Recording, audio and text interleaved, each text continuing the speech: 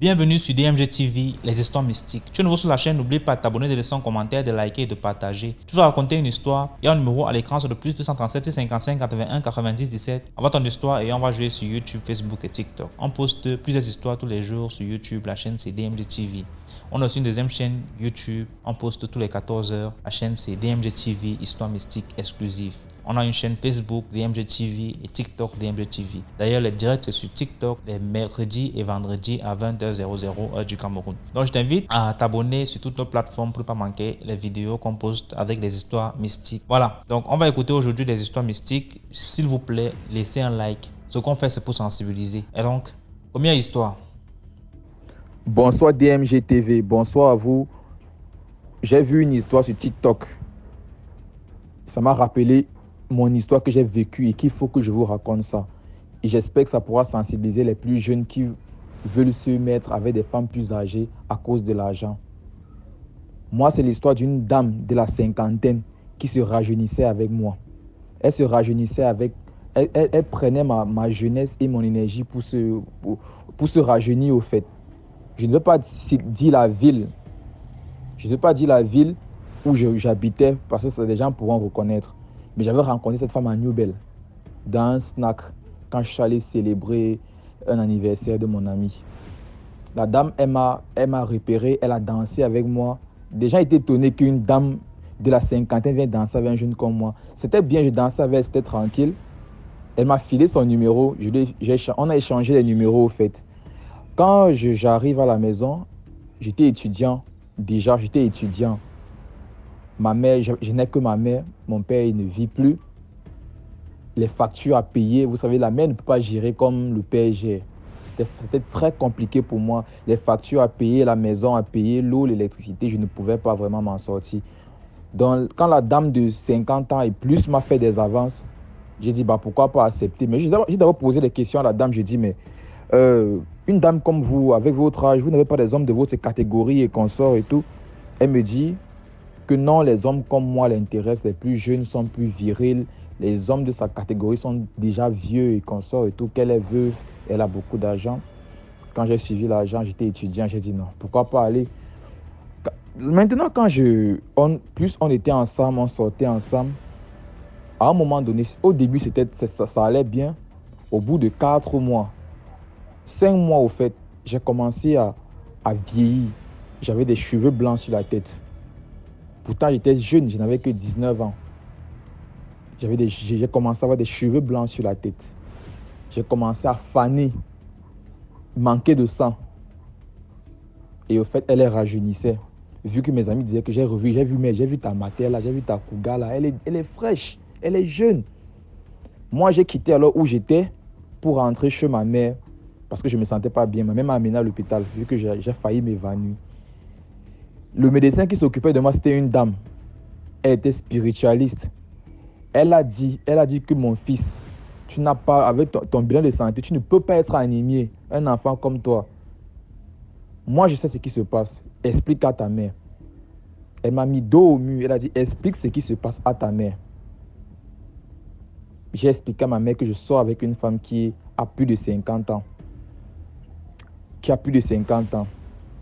Avant que le médecin a dit à ma mère directement que cette dame se rajeunit avec cet enfant, amenez-le chez un prêtre ou chez un tradipatricien et tout.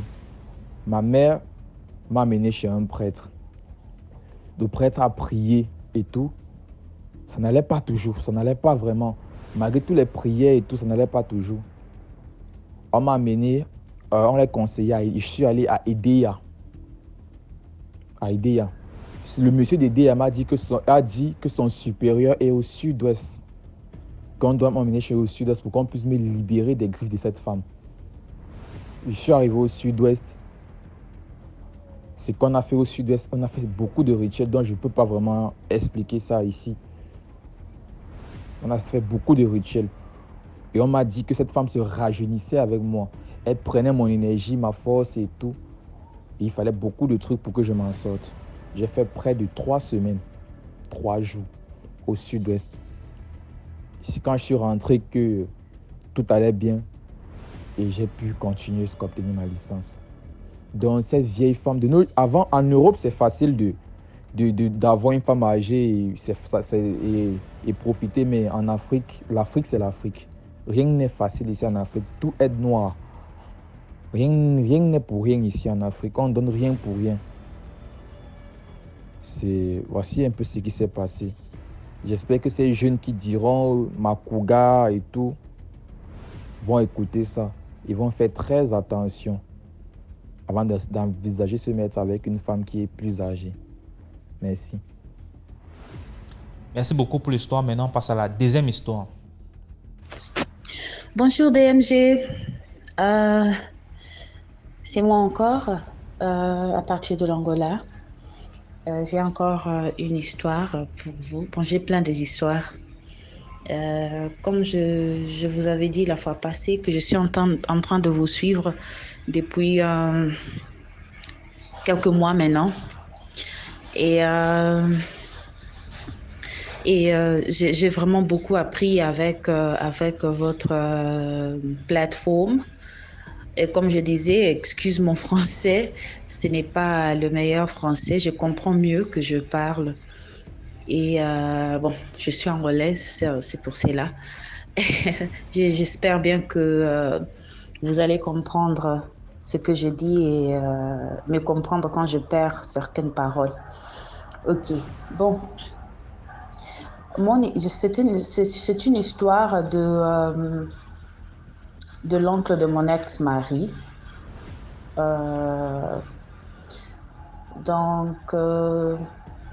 Ça se passe ici à Luanda. Donc, le grand-père de mon mari est décédé. Mais même avant qu'il meure, donc ils ne partaient même plus encore dans leur province là-bas. Ils ne partaient même plus là-bas dans leur province, dans leur village. Donc, ils vivaient ici. Il avait même tout abandonné. Comment on appelle ça? Des farms. Donc, il avait beaucoup des terrains, quoi, des propriétaires, des terrains, des plantations qu'il avait laissées comme ça dans leur village, qui l'appartenaient. Donc, des hectares et des hectares de land qui appartenait à ce monsieur, alors à son grand-père. Donc, quand le grand-père meurt, il y a l'oncle de mon ex qui a décidé que non, lui, il veut partir dans leur province pour prendre l'héritage. Ah, la maman de mon ex, c'est elle l'aînée. Elle a dit, regarde mon frère, là-bas, on ne part pas. On ne blague pas avec ces gens-là du village et tout ça. Moi, je te conseillerais de rester ici. Oui, ce sont des choses qui appartiennent à notre père et tout. Mais moi-même, comme ta grande sœur, je ne mets pas de pied là-bas. Donc, vraiment, tu dois comprendre que il ne faut pas partir là-bas, il faut te méfier. Reste ici, tu as ton boulot, tu fais ta vie. Tu n'as pas besoin d'y aller. Il dit non, mais c'est beaucoup d'argent. On peut même être des millionnaires à ces moments ici. Donc, vous êtes ici en train d'être bête et vous êtes en train de travailler comme des gens normaux, alors que notre papa a laissé des richesses pour nous. Moi, je veux partir là-bas et prendre. Donc, il s'est décidé, il est parti. Il est parti dans le village, il est parti voir ses oncles et tout. Il a dit non, je suis le fils d'un tel, comme il savait déjà, fils d'un tel et tout. On l'avait bien reçu. Là, il dit bon, je veux voir tous les terrains de mon père. Voici, je veux voir tous les terrains de mon père. S'il y a quelqu'un qui peut m'amener là-bas, j'ai déjà tout le document ici et tout ça. Là, il me montre le document. Il appelle sa grande sœur ici pour lui dire non, ils m'ont déjà tout montré. Je les ai montré le document. Donc, ils m'ont montré où se trouvent tous les terrains de mon père. Vraiment, c'est de l'argent qu'on va faire ici. C'est trop de l'argent. Ces vieux ici font vraiment de l'argent avec les terrains de notre père. Là, la maman de mon ex lui dit, bon, comme je t'avais dit, hein, méfie-toi.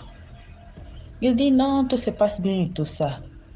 Il a parlé avec les vieux, il a dit je suis venu prendre ça. Les vieux l'ont dit mais nous, On travaille ici pendant beaucoup des années. Même ton père avait laissé ces choses ici pour nous. Toi, qu'est-ce que tu veux faire au juste ici? Il dit non, je veux juste récupérer mon héritage ou notre héritage. On lui a dit, ah bon, ça va, c'est à toi, même légalement parlant. On n'a pas trop de paroles. Sauf que nous, on survit de ces lands ici, on survit de ça. Yeah, donc, il a dit, c'est pas un problème, je veux voir comment je peux faire pour vous et tout ça. Là, il appelle encore sa grande sœur pour la dire comment les conversations se passent là-bas. La grande sœur lui dit, oh, regarde, je n'ai rien à voir avec tout ce que tu es en train de faire là-bas, tout ce que vous êtes en train de faire là-bas. Moi, ce qui m'intéresse, c'est que toi, tu rentres ici et tu abandonnes ce que tu es en train de faire là-bas. Elle dit, non, vraiment, vous les femmes, c'est trop compliqué. Yeah, on était là. La maman a dit, vous voyez votre oncle? Je parle avec lui, je lui dis des choses sérieuses. Il est en train de se comporter comme ça. Et il est en train de me dire que nous, les femmes, on ne sait pas comment gérer certaines choses. Et je bien, c'est un problème. Donc, après ça, il est resté là encore 3 jours. Il a tout préparé et tout. Après, il s'est mis en route de retour vers Luanda. Donc, quand il rentre, il ne se sentait pas bien. Il entendait toujours, vous voyez la machine là qu'on coupe avec les bois. La machine là automatique là, ils étaient si sourds. Je ne sais pas comment on dit ça en français. Je dois chercher ça sur Google. Donc, la machine là automatique, on a ce qu'on coupe avec qui n'est pas automatique. Il y a aussi celle qui est automatique. Donc, on coupe les bois avec et tout ça. Il entendait cette machine-là dans son ventre. Il est retourné, il entendait ces choses-là dans son ventre. Là, il dit, il vient, il retourne et tout ça. On appelle mon ex très vite. Là, non, tu dois venir très vite. Il y a un problème avec ton oncle. Donc, il est parti là-bas. Quand il est revenu, il me dit, non, chérie, ce qui se passe, c'est que l'oncle, depuis qu'il est revenu, il se dit qu'il est en train d'écouter des machines avec qui on coupe les bois. Il écoute comme si on est en train de couper les bois dans son ventre. Mais nous, on ne coûte rien, on ne voit rien. On lui amène à l'hôpital, il n'y a rien là-bas. Mais son ventre ne fait que gonfler. Donc, dans moins de 4 jours, son ventre est gonflé. Personne ne comprenait. On avait même peur que ça allait exploser. On ne comprenait pas qu'est-ce qui s'est passé. Donc, après quelques temps, il y a sa grande sœur, la maman de mon ex, qui a appelé les oncles là-bas. Elle a dit, bon, nous, on n'est pas intéressés dans tout ça. Il faut comprendre que mon petit frère, il est assez jeune. Il ne domine pas certaines choses. Je vous en prie de lui pardonner. Je vous assure qu'il ne reviendra pas là-bas pour parler sur ces choses ici, de ces terrains là-bas, de ces plantations là-bas. Donc, il ne va pas revenir pour ça. Pour le moment, je vous en prie de l'aider. Vous êtes quand même les frères de notre père. Donc, vous êtes nos pères, vous êtes là aussi pour nous corriger, pour nous guider, pour nous aider.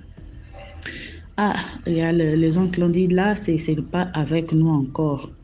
Ça a déjà passé les niveaux. Donc, on a tout fait. Ils ont amené même un marabout pour essayer de l'aider, pour faire un travail. Mais apparemment, les marabouts d'ici de Luanda ne sont pas si forts comme les marabouts de là-bas. Il y a même le marabout d'ici, il les a dit, s'il ose mettre les pieds encore dans le village, même sauf dans cette village-là, il va mourir, alors que la solution était dans le village. Donc, ils ont essayé de trouver la solution. Ça n'a pas tenu et l'oncle est mort. C'est pour dire qu'il faut faire très attention avec les choses que les vieux ont laissées dans les provinces, qu'il y a des gens qui ont pris soin de ça. Vous ne savez pas combien des années et tout ça. Tu ne sais même pas quelle sorte de conversation qu'ils ont eu avant que tu étais même né. Là, tu viens que non.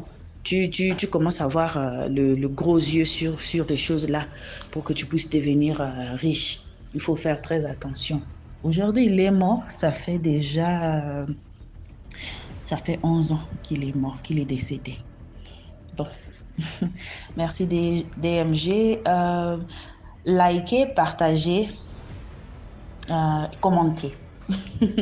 Thank you. Merci beaucoup pour l'histoire. Maintenant, on passe à la troisième histoire. Commentez, likez, partagez. Bonsoir DMG TV. J'espère que vous allez bien. Je vais vous raconter une histoire qui m'a aussi été racontée. L'histoire se passe au Congo-Brazzaville, dans une ville du Congo-Brazzaville dont je préfère taire le nom. C'est une dame qui raconte l'histoire à la personne qui me l'a contée. La dame faisait dans l'usure des prêts d'argent avec intérêt, là, des pourcentages et tout. Enfin, elle a donc prêté l'argent à un jeune homme. Apparemment, la somme était colossale. Elle était assez importante. Du coup, les intérêts aussi étaient importants. Le monsieur n'a pas respecté les clauses du contrat. Quand il fallait rembourser l'argent, comment il fallait rembourser l'argent et tout ce qui va avec. Il n'a même pas daigné lever le petit doigt pour faire l'effort. La dame l'a rencontré. La dame l'a interpellé pour lui dire que voilà, je t'ai remis mon argent à telle période. Ça fait un bon moment que tu devais me rembourser. Les intérêts ne font que grimper. Et tu ne fais pas les efforts pour me rembourser. Même si tu ne fais plus comme ça a été convenu, tu pouvais le faire même d'une autre manière, histoire d'apaiser mon cœur. Parce que là, moi, je suis fâchée. Je ne fais que courir derrière toi pour mon argent, mais tu ne fais pas les efforts. Tu ne fais aucun effort. Enfin, le jeune monsieur, il a banalisé, il a certainement dit que,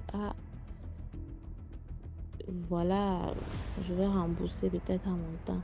La dame lui a donc dit que, là, elle est revenue vers lui, elle lui a dit, là, moi, je suis vraiment fâchée. Et tu verras donc ce que je ferai maintenant. Parce que je t'ai donné assez de temps. Et j'aurais l'impression que je te fous de ma gueule. Tu vas aller travailler l'argent, là, tu verras. Là, c'est encore une fois de plus banalisé. Il s'est dit, peut-être elle va aller me porter plainte, travailler comment? Peut-être elle va aller me porter plainte même à la police. Je vais aller reconnaître là-bas que j'ai pris. Je vais rembourser à ma convenance. Quelques moments plus tard, je ne sais pas trop quelle période. Je ne peux pas délimiter la période en elle-même. Mais un bon moment après, le jeune homme est décédé. C'est dans le jour de la veillée du jeune homme. Le monsieur qui me conte l'histoire était assis juste à côté de la dame. Je ne sais pas si c'était une façon de se confesser ou bien c'était une façon de s'enorgueillir. Genre, voilà, je peux, voilà ce que j'ai fait. Elle dit au monsieur là que tu connais bien le monsieur qui est décédé, le jeune homme qui est décédé là, tu le connais bien. J'avais dit, je le connais, dit que ok. Ça veut dire que tu as son numéro, vous avez l'habitude de papoter, de vous appeler. Il dit bien sûr, oui. Il dit appelle-le donc. Il va répondre. Si tu as son numéro, appelle-le. L'histoire du numéro, moi, j'ai demandé à la personne après que, mais comment se fait-il qu'il a toujours le même numéro? Lui m'a répondu, oui, il a le même numéro. Ça m'a fait bizarre, mais bon, c'est pas moi qui ai vécu l'histoire. Il dit qu'il a payé le numéro. La personne a décroché. Allô, comment? Oui, ça va et toi? Ça va un petit moment, je te cherche. Tu es passé où? Moi, je suis loin. Loin, c'est où? Non, je suis loin. Moi, je travaille quelque part là. Je suis vraiment loin. Mais tu vas revenir dans ce côté quand et tout pour qu'on se voie. Non, je ne vais pas revenir. Il ne faut pas m'attendre. Je ne vais pas revenir. Je suis un peu loin là. Je fais certains trucs. Je ne pense plus revenir. Mais pourquoi? Et ta famille et tout? Le gars a seulement coupé l'appel. Enfin, la personne de l'autre côté a coupé l'appel. Le monsieur qui était couché, dont on faisait la veillée, puisque c'était les pleurs et tout. Parce qu'il ne faut dire ça à personne. Ce qui vient de se passer, ne dit ça à personne. Il a pris mon argent et il voulait s'en accaparer, il voulait tout me donner. C'est même la façon dont il faisait qui m'a pas plu. C'est pour ça que je l'ai fait tuer mystiquement pour qu'il aille travailler, ça il me rembourse ça. Le gars était glacé là sur place. Elle lui a dit ne répète pas ça. Tu vois ce que j'ai pu faire. Si tu répètes ça, il y a des répercussions. Ne t'inquiète pas, je saurai où te prendre et comment le faire. Donc il a pris peur, il est resté tranquille. C'est après plusieurs années qu'il a pu répéter ça, comme il me l'a conté aujourd'hui par exemple. La morale de l'histoire, je dirais certainement, quand tu empruntes de l'argent d'un tiers, il faut faire l'effort de rembourser. Et même quand les possibilités ne permettent pas que tu puisses le faire au délai convenu, il faut parler à la personne. C'est le dialogue, ce sont les êtres humains. Voilà, j'ai pas pu, voilà. Et surtout, il ne faut pas prendre les menaces des gens à la légère. Parce que si toi tu es une personne lambda simple qui ne veut pas faire du mal à une mouche, c'est pas tout le monde qui est comme ça. Certaines personnes ont le cœur dur, sont prêtes à faire du mal même pour des petits détails ou bien pour des choses aussi simples. Donc moi je dirais que voilà la morale de l'histoire. Partagez, likez, commentez afin que ça puisse édifier plus d'un. Merci. Merci beaucoup pour l'histoire. Maintenant, on passe à la quatrième histoire. Bonjour, bonsoir une fois de plus DMG. Voilà, je reviens pour une autre histoire. Cette fois, une histoire qui me concerne. Voilà, c'est depuis le Cameroun hein, que voilà, je t'envoie, je te fais ce récit. Donc, c'est une histoire qui s'est passée il y a quelques mois lorsque j'ai été affectée dans une autre ville, je vais dire même un village qui a une certaine réputation. Je ne vais pas mentionner le nom du village, mais c'est un village qui a une certaine réputation. Vraiment, quand on prononce le nom de ce village, directement, il fait référence à quelque chose, au mystique en particulier. Alors, j'ai été affectée dans ce village. C'est un C'est un village, bon, je ne vais pas dire comme tous les autres villages parce que d'emblée, quand je suis arrivée, l'apparence, pour ce que c'est, ça devrait quand même être un peu plus développé, mais bon, on se demande pourquoi les autorités ou les populations ne font pas un peu plus d'efforts pour que l'image du village soit un peu plus améliorée.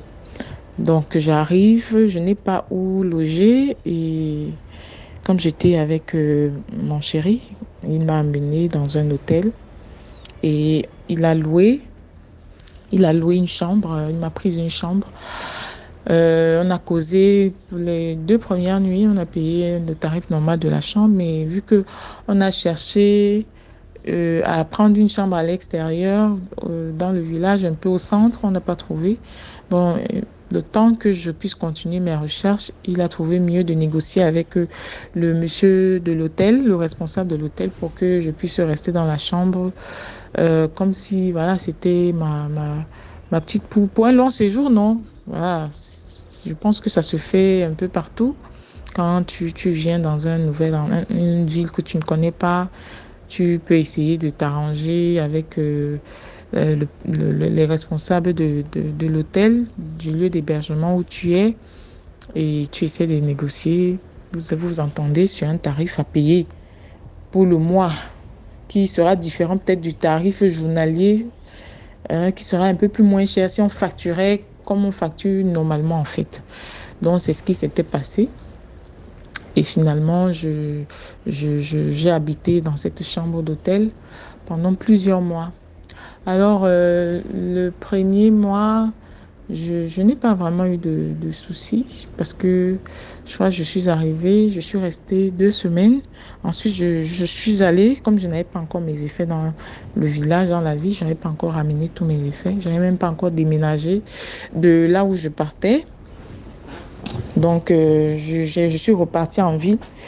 Et puis, mes enfants aussi, je les avais laissés avec ma maman. Je les ai laissés avec ma maman. Donc, je suis partie, j'ai passé 1 semaine et je suis revenue. Bon, quand je reviens, vers l'approche de mon anniversaire, vers l'approche de mon anniversaire, Alors, je me rends compte d'abord que j'ai des sortes de boutons qui sur la poitrine. Oui, c'est-à-dire que je ressentais d'abord ces boutons, avant même de les voir sur la poitrine, je ressentais les boutons là au niveau de mon dos. Et quand je voulais gratter, c'est comme si, mon Dieu, je voulais m'arracher la chair.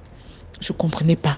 C'est-à-dire des boutons comme ça avec de l'eau dedans, des petits boutons.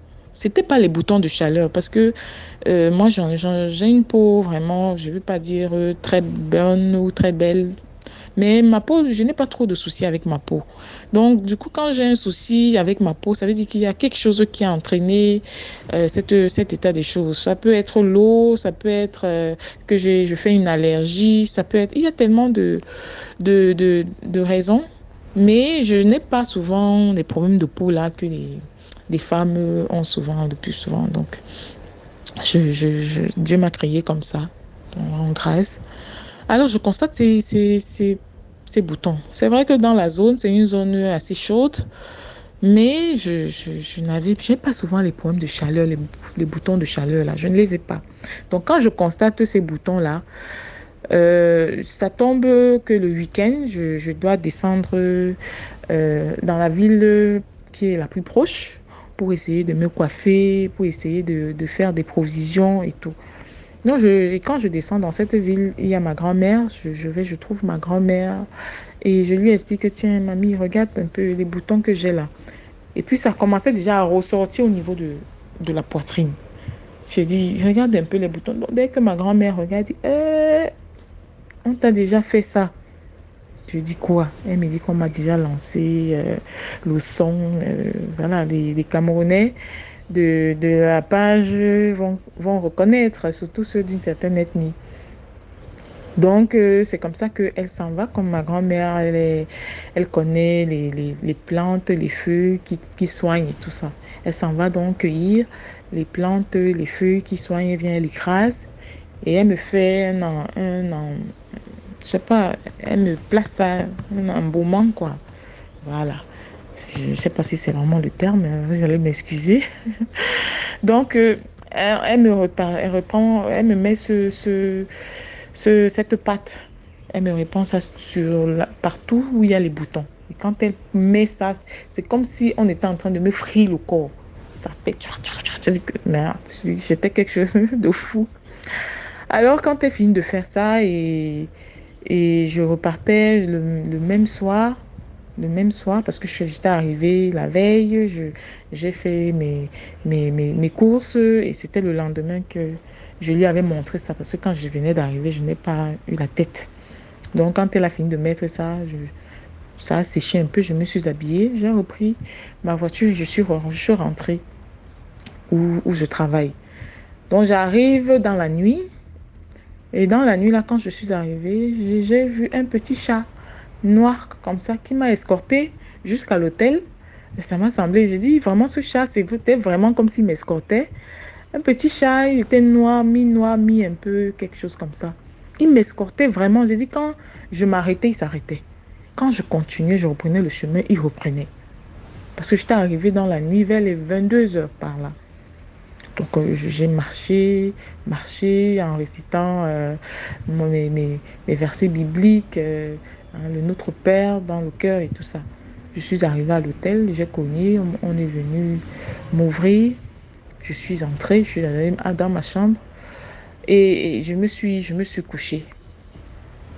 Bon, le lendemain, je me suis levée, je me suis préparée, je suis allée au boulot et quand je suis revenue ce lundi, je me suis allongée, j'ai dormi parce que je tiens à préciser que ma grand-mère, elle m'avait donné une sorte d'encens à brûler. À brûler quand j'arrive dans ma chambre le soir au coucher. Alors, je dors, je me réveille, il est dans les 20 heures. Euh, je me lève, j'essaie d'allumer le charbon. Mais une sorte de sommeil me gagne. Je force même, je me dis que tiens, ok, comme le charbon met souvent du temps pour s'allumer, j'allumais ça avec du papier plastique, un plastique. Je me suis dit que non, il faut que j'allume bien le plastique, là, ça brûle. Comme ça, le temps que je m'étende, comme ça va prendre le temps pour bien s'enflammer, pour donner de la braise, pour que je puisse mettre l'encens. Oui, quand je vais me réveiller, ça sera déjà comme ça.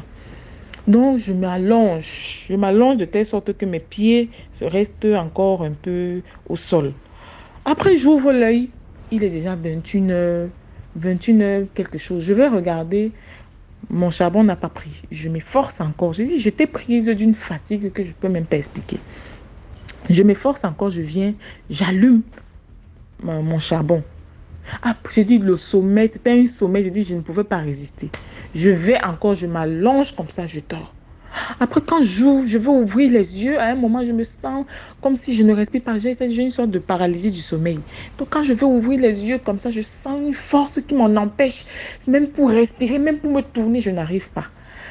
Mais je force en me mettant à réciter. Je me mets à réciter notre Père qui est aux cieux, que ton nom soit sanctifié. Il a dit, mes idées s'embrouillent, mais je force quand même. Je me mets à réciter. Je parviens à entrouvrir un peu les yeux.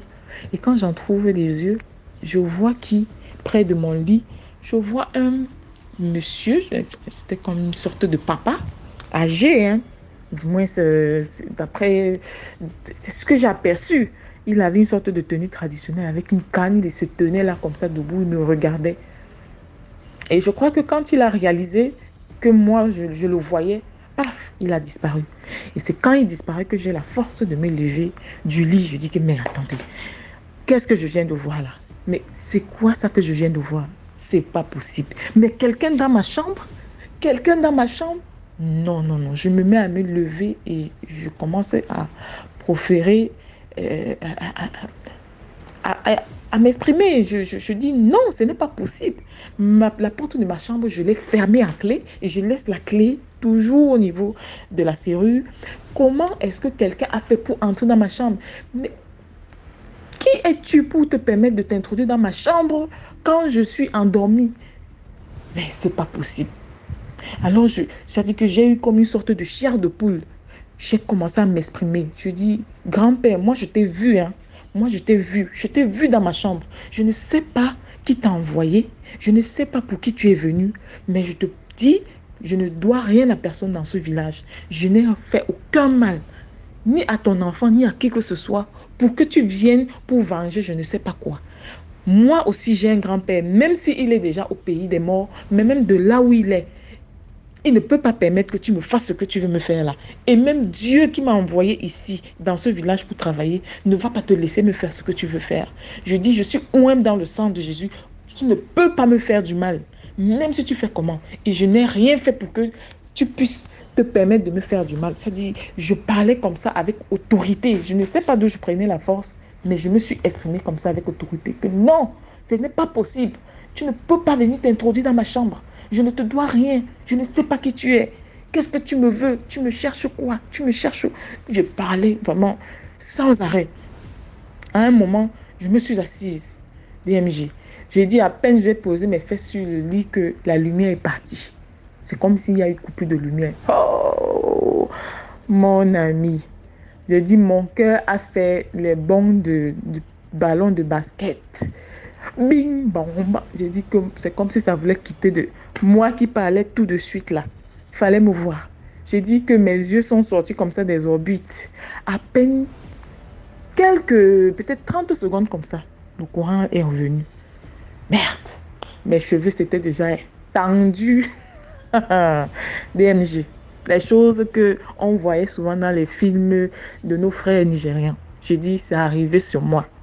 Je ne pouvais pas m'imaginer. J'ai dit, ce genre d'histoire, quand des gens racontent souvent, tu te dis, ah, c'est les racontars. Est-ce que une chose comme ça peut arriver même dans DMJ? Je dis, je te parle d'une histoire vécue par moi-même.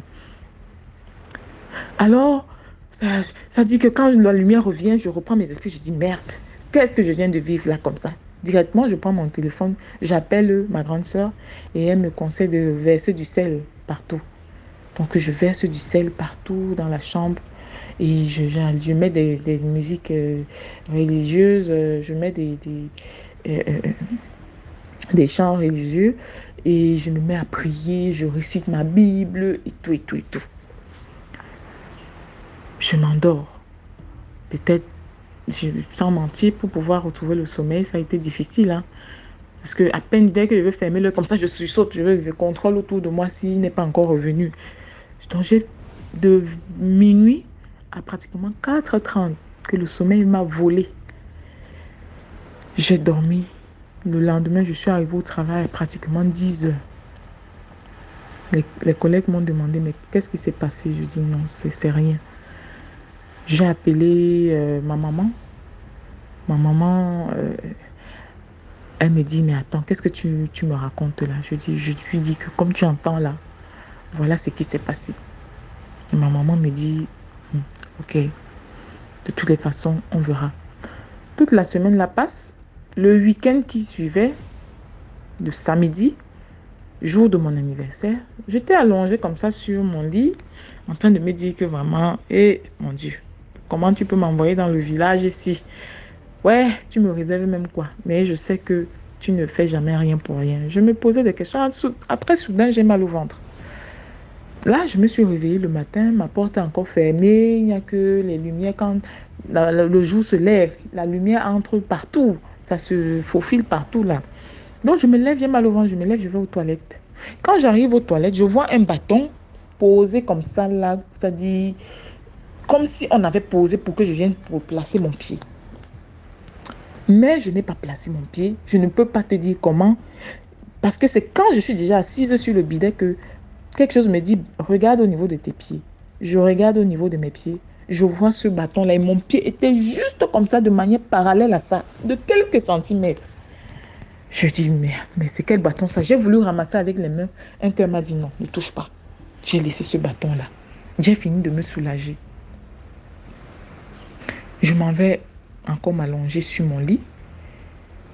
Après 5 minutes, mais j'ai dit, mon ventre me fait encore mal. J'ai dit, c'est même quelle histoire ça, maintenant que j'étais aux toilettes.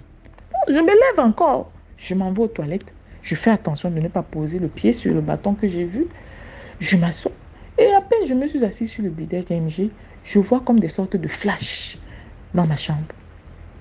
Tchac, tchac. Oh, mais qu'est-ce qui est en train de prendre ma chambre en photo? C'est la question que je me demande. Après, à un moment, un autre flash encore. Tchac, tchac. Oh, je finis de me soulager, je me lève, je sors. Je dis que, où c'est qui me cherche depuis là? Tu ne vas pas me voir, oh. Moi, je suis un enfant de Dieu, oh. Moi, je suis couvert par le sang de Jésus, oh. Vous ne pouvez rien me faire. Donc, je finis de parler comme ça, vraiment en blaguant. Et quand je vais m'allonger sur le lit, peut-être 1 heure de temps après, mon téléphone sonne, c'est ma maman. Elle me demande, tu es où là? Je lui dis, je suis au village là. Elle me dit que, tiens, dépêche-toi. Dépêche-toi de venir. Viens me trouver ici, dans la ville, chez ta grand-mère. J'ai un mauvais pressentiment te concernant. Viens, ne dors pas là-bas. Viens me trouver ici. Je dis que, tiens. Ce matin, même quand je me suis levée, j'ai trouvé une sorte de bâton. Je suis allée aux toilettes pour me soulager. J'ai trouvé une sorte de bâton là qu'on a posé comme ça. Et tout à l'heure, encore, je repars aux toilettes. C'est comme si on a pris ma chambre en fou. Elle me dit que ne dors pas là-bas aujourd'hui. Dépêche-toi, tu montes. C'est comme ça, DMG, que je me dépêche, je monte. Désolée pour la longueur de l'histoire, hein, mais c'est vraiment, c'est nécessaire. Je me dépêche de monter. Et ce jour-là, je vous assure, le voyage a été pénible. Pour la première fois, on est quitté à 14h, on est arrivé à pratiquement 21h. Pour un trajet qui dure 2 heures de temps. Donc, je suis arrivée chez ma mère et ma grand-mère. Je leur ai expliqué. Ce soir-là, elles ont prié, on a prié tout ensemble. On a dormi, j'ai dormi au milieu d'elles. Ma grand-mère derrière, ma maman est devant, moi je suis au milieu. C'est comme ça qu'on a dormi. Et le lendemain, ma grand-mère est allée chercher des feuilles et elle est venue, elle m'a lavé. Et c'est comme ça là que je suis partie. Donc quand je suis arrivée encore au village là, dans la nuit, je n'ai plus craint personne. Mais ce que je ne savais pas, c'est que ma maman, elle n'avait pas avalé ça comme ça. Donc ce qui fait que le lundi, vers les 11h, elle m'appelle. Elle me demande, tu dis qu'on descend où? et tout. Je lui dis, ah, descends au centre. C'est comment? Tu viens? Elle me dit que oui, oui. Elle vient voir mon chef. Il faut qu'elle parle avec mon chef pour lui dire que pardon, voilà son enfant qui est là-bas avec que pardon, qu'il veille. Les choses qui se sont passées dernièrement là, elle ne veut pas. C'est comme ça que ma maman est venue. Elle allait rencontrer le chef. Elle a dit, ça peut être vraiment ce genre de choses. Ça peut être... parce que j'étais contrainte d'aller même expliquer tout au chef, ce que je ne voulais pas. J'ai expliqué tout au chef. Le chef, il a rassuré ma maman. Il a dit, ne vous inquiétez pas. Maman, je la prends sur moi. S'il y a n'importe quoi, de toutes les façons, on va avoir le fin mot de cette histoire. Et c'est comme ça que j'ai marché dans cette ville avec ma maman. Les gens m'ont vu avec ma maman. Et je pense que ça a fait en sorte que les gens prennent peur que, tiens, on pensait que c'était un singleton libre comme ça, mais elle a un protecteur derrière. Ça a fait que je n'ai plus eu ces attaques-là. Ça s'est arrêté comme ça. Parce qu'on est arrivé dans la chambre d'hôtel, ma maman, elle a versé du sel partout, elle a prié, on a dormi, on s'est levé le matin, elle a encore prié, elle m'a confié une fois de plus dans les mains du Seigneur avant de s'en aller le matin qui suivait. Donc, vraiment, quand on a encore une maman aimante, parce qu'avec les histoires que j'ai déjà suivies ici concernant les mamans qui elles-mêmes mangent leurs propres enfants ou les esposent, franchement, la mienne, surtout qu'elle est enfant unique, elle n'a pas de frère, elle n'a pas de soeur, elle nous considère comme ses trésors, elle ne blague pas. Ça dit, dès que tu viens te plaindre, même seulement que ta maîtresse t'a frappé, ma maman, ça dit, elle pète les plombs. Elle pète les plombs. Donc, vraiment, rendons toujours grâce au Seigneur pour toutes les personnes qui ont leur maman encore en vie. Choyons nos mamans parce que ce sont nos véritables anges gardiens. C'est-à-dire, pour ne pas dire les toutes premières anges gardiens que Dieu nous donne. Pour les mamans qui sont aimantes. Moi, j'ai cette grâce-là, je rends grâce à Dieu pour cela. Et vraiment, je veux préciser, hein, même quand elles sont parties, parce que j'ai également eu des témoignages dans ce sens, une maman reste une maman. Une maman reste une maman, qu'importe de là où elle se trouve. Quand vous gardez un lien avec votre maman qui vous a mis au monde, vous êtes une personne bénie. Donc, depuis ce jour, je n'ai plus de soucis dans ce village du genre mystique où je me suis sentie menacée comme ça. Non, j'ai eu encore quelques petits bruits de situations un peu bizarres, mais ce n'était plus de ce genre-là. Ça s'est arrêté comme ça. Ça s'est arrêté. Donc, voilà mon histoire. Une fois de plus, beaucoup de courage dans les commentaires. Merci beaucoup pour l'histoire. Maintenant, on passe à la 5e histoire. Likez, s'il vous plaît. Bonjour DMG, je reviens encore pour une autre histoire. Je crois que mon français va améliorer. Ça fait longtemps que je ne parle pas le français. Je commence à oublier. Je fais quand même l'école en français aussi, ici même en Angola. Je suis partie dans une école française. Bon, partagez, likez et commentez. DMG, ce que vous faisiez, c'est vraiment un bon travail. Moi, j'apprends trop. J'ai beaucoup appris. Et même en écoutant les autres histoires, ça m'a ouvert les yeux par rapport à des situations que moi-même, je suis en train de passer et que mes frères aussi sont en train de passer. Bon, mon histoire, c'est que ce qui arrive, c'est que ma grand-mère, je vais commencer par là, parce que je ne sais même pas d'où commencer. Bon, ma grand-mère, elle, quand elle s'est lavée, elle me demandait de l'aider pour laver son dos. Parce qu'elle était déjà vieille, elle n'arrivait pas à laver bien son dos. Donc, elle me demandait de l'aider, elle me donnait son éponge et son savon pour l'aider, pour laver bien son dos. Elle était une femme trop propre là, une bonne femme. Quand je lavais son dos, j'ai dû remarquer qu'elle avait quelque chose sur son dos que moi aussi j'ai. C'est une chose là qui est comme un bouton par là. Donc, quand elle me demandait de laver son dos, j'étais vraiment petite. J'étais petite. C'est elle qui... J'étais vraiment petite. J'avais mes 6 ans, 7 ans. Donc, je n'ai pas grandi en Angola. J'ai dû voyager beaucoup avec les parents et tout ça, machin. Quand je commençais à me rendre compte de mon corps, je remarquais que moi aussi, j'ai la même chose sur mon dos que ma grand-mère avait. Bon, je n'ai jamais touché à cette chose-là. J'avais montré ça à ma maman. Je l'avais montré. J'ai dit, maman, j'ai quelque chose ici sur mon dos. Elle m'a dit, ah, ce n'est rien. Ce n'est rien, ça va passer. Donc, ma maman a ignoré ça.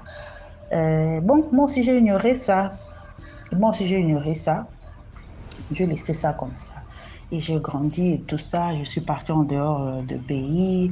Je grandis dans un pays anglophone et tout ça. Mais je voyageais aussi dans des pays francophones et tout ça. Donc, je passais ma vie en dehors de ces pays. Donc, quand ma grand-mère était en train de mourir, c'était une nuit très étrange pour moi parce que c'était une nuit que je sentais comme si je suis tombée malade. Je suis tombée malade à cette nuit-là. Mais avant ça, qu'est-ce qui s'est passé? Il y avait une vieille qui est venue dans ma salle, qui était dans ma salle de comptabilité avancée. On était en train de faire la spécialisation universitaire. Hein? On était en train de faire la spécialisation pour ça. Et il y avait une vieille. Elle disait qu'elle avait 75 ans, la vieille. Donc, la vieille là s'assoyait toujours près de moi.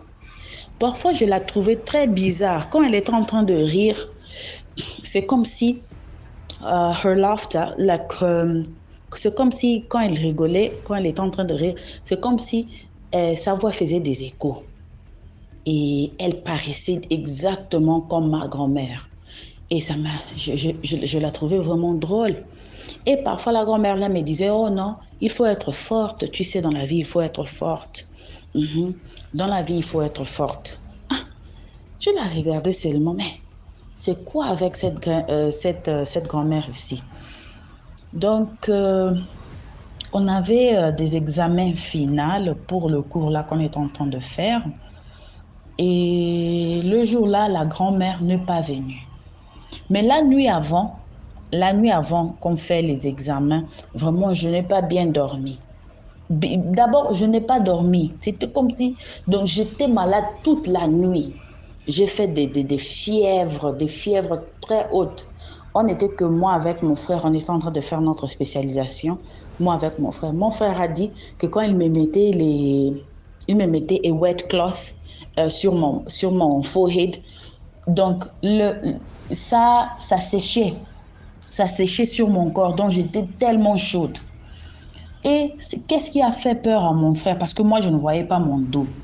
La chose là qui est sur mon dos, ça a commencé à gonfler. Donc j'ai dit à mon frère, regarde-moi la chose là, ça ne s'est jamais bougé. J'ai toujours vu ça comme un petit défaut sur moi. Je ne comprends pas pourquoi aujourd'hui, cette nuit ici, ça me fait très très mal. Donc, ça me faisait très mal. Et du coup, il y a comment on appelle ça? Il y a une chose qui est sortie de là-bas. Une chose très gros là qui est sortie de là-bas de mon dos. C'est sorti de là. On appelle ça comment? Quand quelque chose est en train de pourrir, il y a maggots, comment on dit ça? Il y a souvent des choses là, non, qui sortent, qui font des gros mouches. Mais sauf que celle-là était différente. C'était grand comme ça, c'est sorti de mon dos. Là, mon frère a paniqué. Il a dit, mais ma soeur, j'ai failli dire mon nom. Mais ma soeur, qu'est-ce qui se passe? C'est quoi ça, la chose là est sortie? Quand la chose là est sortie, ça a arrêté de faire mal le dos. Et moi, j'ai eu la fièvre. Mais quand j'étais sur le canapé là, je sentais comme si je suis en train de recevoir et download, comme si je suis en train de, comme si je suis devenue a computer et que je suis en train de faire un download. Donc je recevais des messages et tout ça, patati patata, et je disais à mon frère, tu sais, Dieu se manifeste là dans la vie des gens dans les différentes formes. Je parlais. Donc mon frère pensait que c'était seulement l'effet de la fièvre que j'avais qui était vraiment dans un haute high level. Donc, mais ce qui est étrange, c'est que ni lui, ni moi, on a pensé à y aller à l'hôpital. On ne sait pas pourquoi. Alors que nous sommes des gens très éveillés et on part à l'hôpital. Donc, je ne sais pas comment on n'a pas pensé à l'hôpital. Mais le lendemain, quand je me suis réveillée, j'étais en forme. C'était comme si je n'étais pas malade. J'étais en forme, je suis partie faire mon examen. Mes examens. Donc, quand je suis arrivée, c'était drôle parce que la maman là qui était très intelligente dans la salle, qui aimait toujours bavarder et donner des conseils et tout ça, elle n'était pas venue. Je dis, tiens, elle disait qu'elle avait le nombre des enfants comme le nombre des enfants que mon père, que ma grand-mère a. Elle était aussi une femme courte de taille comme ma grand-mère, sauf qu'elle était plus grosse comme ça là. Elle avait un peu plus de poids que ma grand-mère. Mais tout était comme ma grand-mère. Bon, elle n'est pas venue. Elle disait qu'elle avait besoin de cette cour-là pour qu'elle puisse partir et servir dans l'église. Je me suis dit, mais elle n'est pas venue pour faire les examens finaux, c'est drôle. Bon, nous, on est resté, je fais mes examens, après je suis venue. C'était drôle le jour-là que je n'avais pas pris le bus. Dans la même cité là où mon petit frère et moi étaient, il y avait aussi mon grand frère qui vivait là-bas. Lui, il avait déjà sa maison. Donc, il m'a dit, Gloria, tu es toujours à l'université? J'ai dit oui. Il me dit, non, faut pas prendre yo bus. Il faut m'attendre là. Là, faut pas prendre la bus. Je vais venir te prendre. Je dis bon, free ride, ok. Il va m'emmener directement à la maison, c'est mieux. Donc, il était venu me prendre. C'était pas parce qu'il voulait être gentil le jour-là, parce que mon grand frère, il est toujours occupé avec ses affaires. Il n'est pas intéressé pour venir te prendre. C'est rare qu'il fait des choses comme ça. Mais il est venu me dire que non, ma grand-mère est décédée la nuit. Ma grand-mère est décédée la nuit. Ma grand-mère est décédée la nuit et la grand-mère là n'est pas apparue, n'est pas venue. Et la chose là qui était actuellement comme de ma grand-mère, ça a bougé. Ma chère, mes frères et sœurs, il y a des choses dans la vie, il y a même des choses que nous sommes qu'on ne sait pas. Il y a des secrets dans ce monde, vraiment, c'est mystique. Donc, j'étais assise là.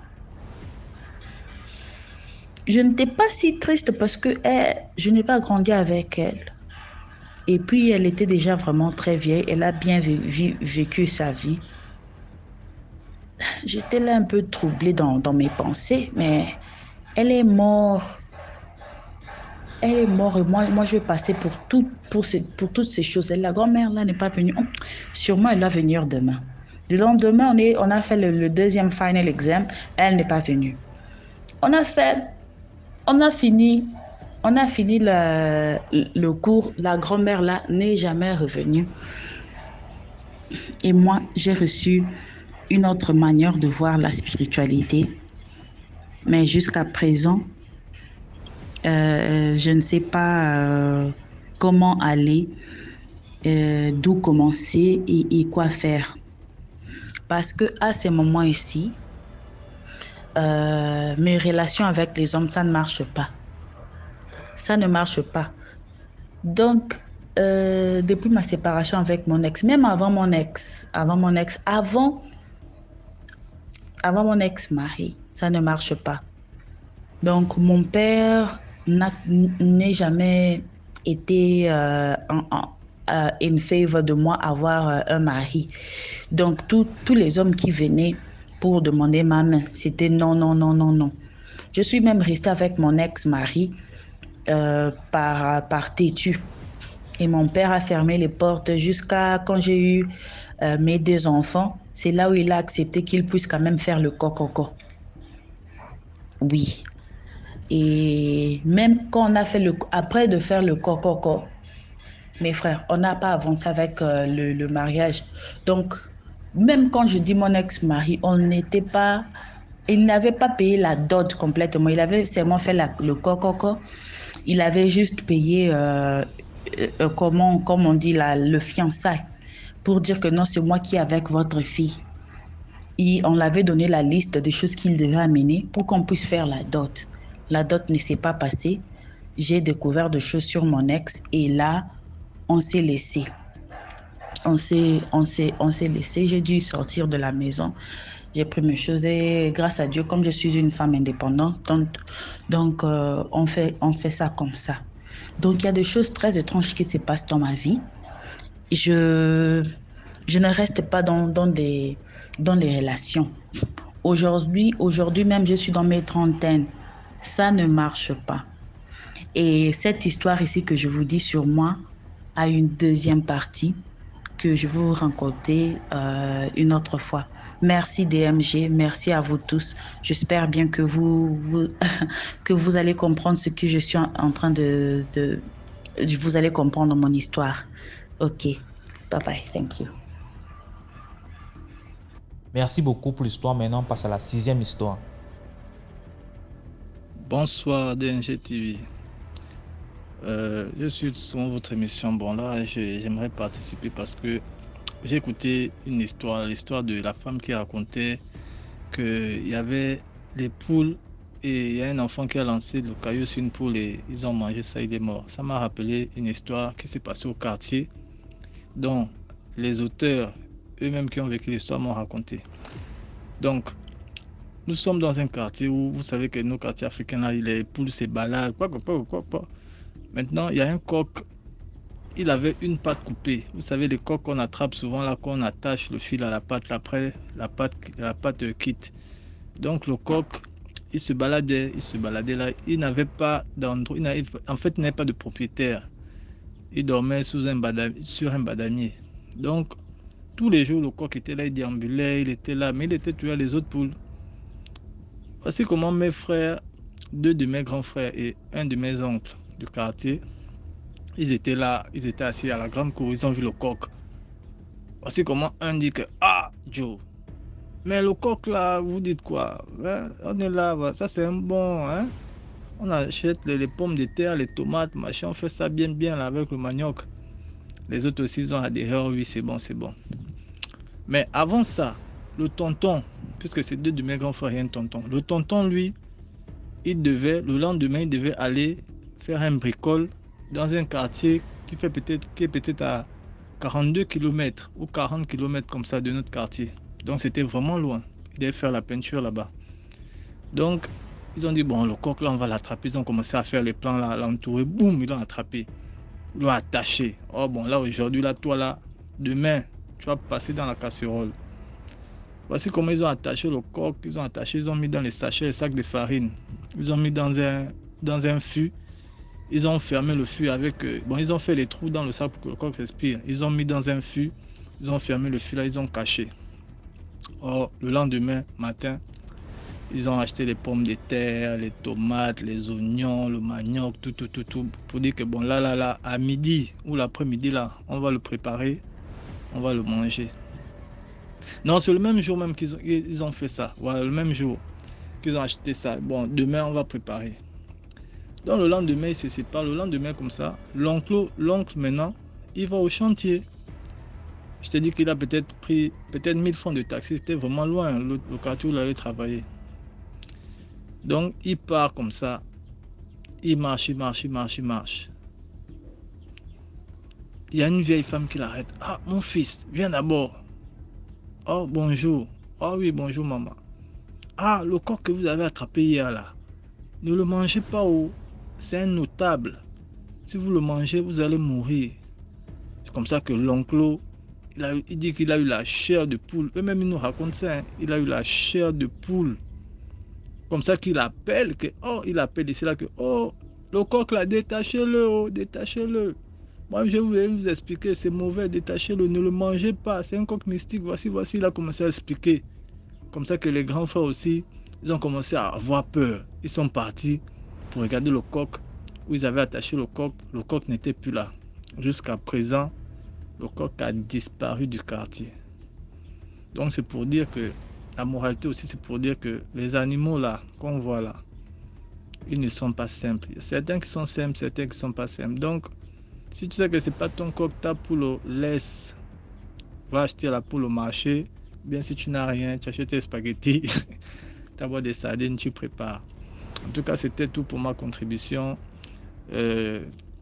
Abonnez-vous, likez, partagez parce que cette émission sauve vraiment des vies et ça fait en sorte que les gens puissent vraiment faire attention parce que le dehors est vraiment, vraiment, vraiment risqué. La vie n'est pas ce qu'on voit là. Bonne soirée et merci encore à vous. Je reviendrai prochainement. Voilà, c'est tout pour aujourd'hui. J'espère que vous avez aimé la vidéo d'aujourd'hui. Commentez, likez, partagez. Si Tom Chenezou a raconté, envoie ton histoire numéro à l'écran. On se prend demain pour une autre vidéo. Ciao.